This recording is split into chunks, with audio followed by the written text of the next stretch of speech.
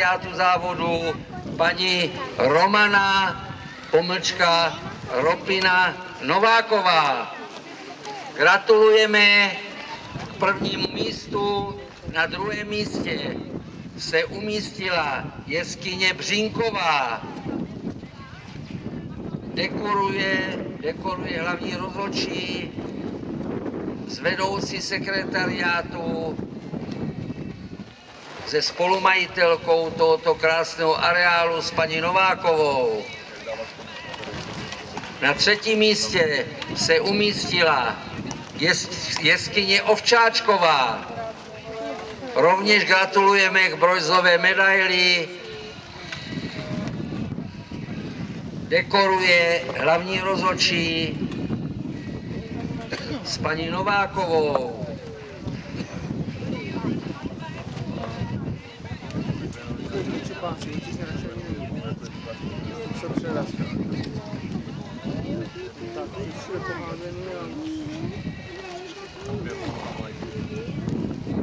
Na čtvrtém místě se umístila jeskyně Hrnčířová.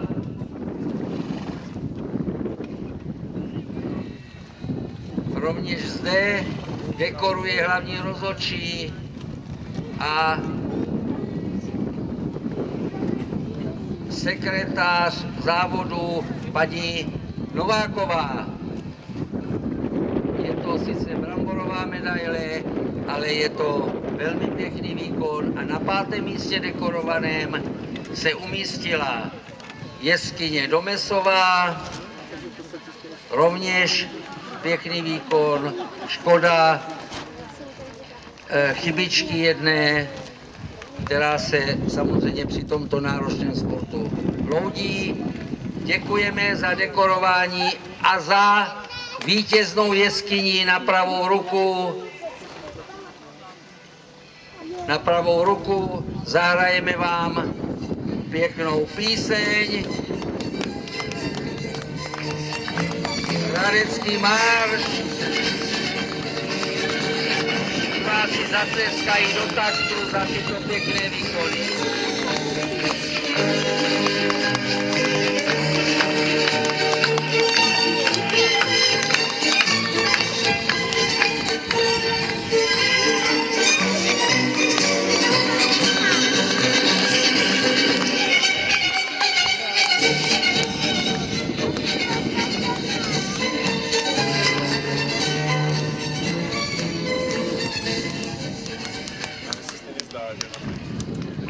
Vážení diváci, děkujeme za vaši pozornost této první soutěži, děkujeme jezdcům za předvedené výkony a dovolím si říci, že parkour číslo 2 bude parkour do 100 cm v případě, že jezdci absolvují